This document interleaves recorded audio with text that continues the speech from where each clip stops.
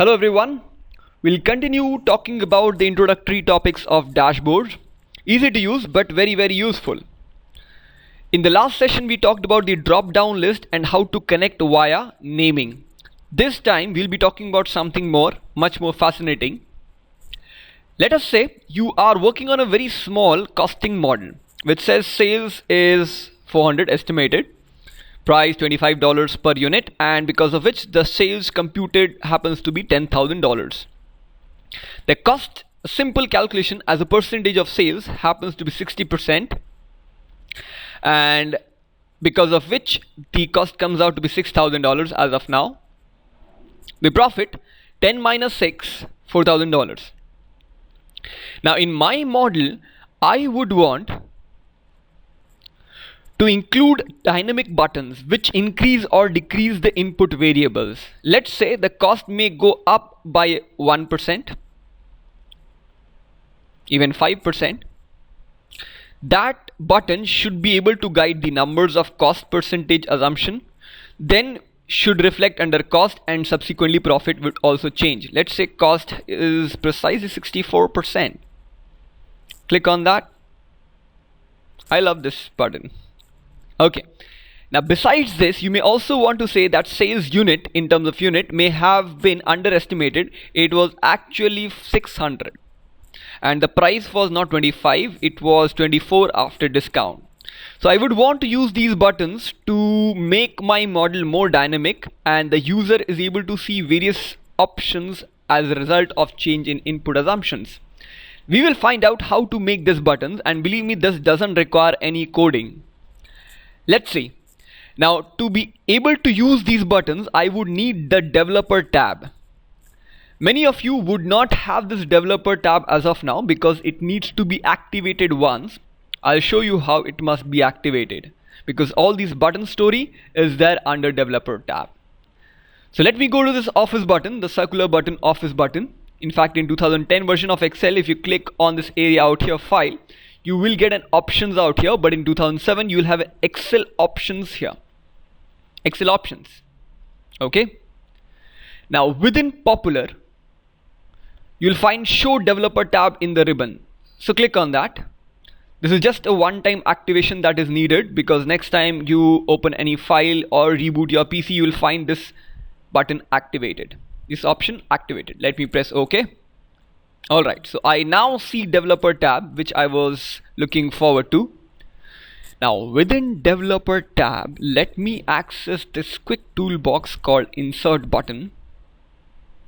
Within insert there are two sets of button. Our focus area would be only the form controls as of now. We're not going to talk about macros in this session, but we'll be talking about the simple buttons. So focus on only form controls, not the ActiveX controls. Alright, and within form controls right now I will be talking about these two buttons. Button number 1 which is said as spin button and the next is scroll bar. Let me click on the first button.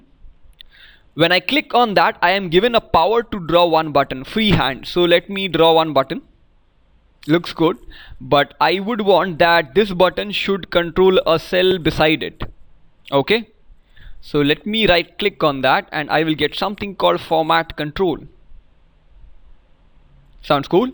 Format control, and within that the story lies. Let us say the current value of the target cell, the default value should be 100, could be price. Minimum should be 0, we cannot sell anything at negative, and maximum is let's say 300 or maybe not even that, maybe 180. That's how the market allows me.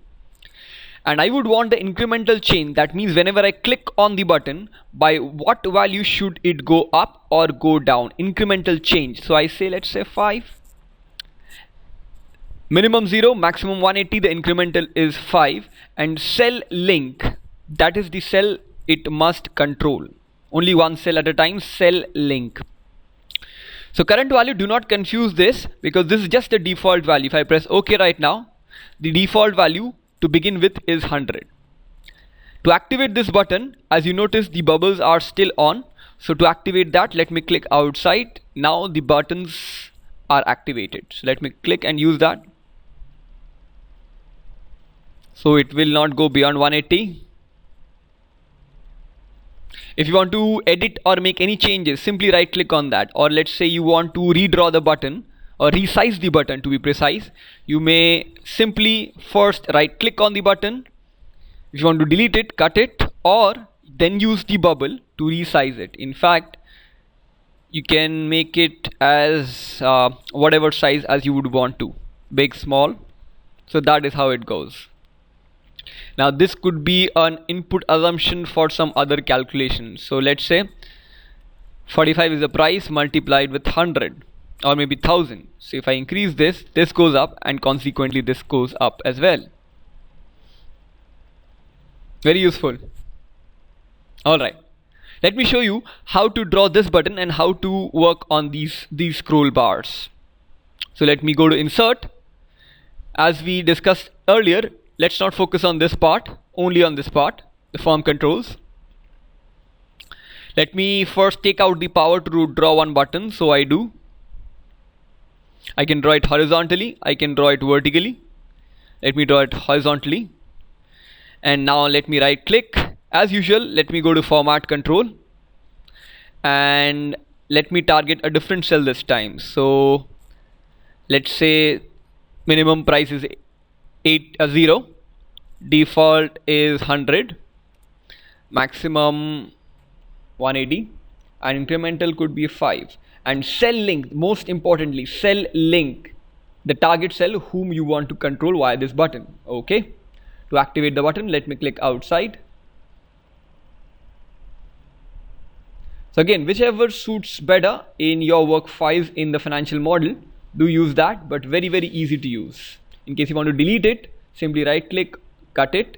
In case you want to resize it, right click and then use this bubble to resize then. Very easy, give it a try, very useful. In fact, in almost all the financial models, you can use these buttons. See you in the next session.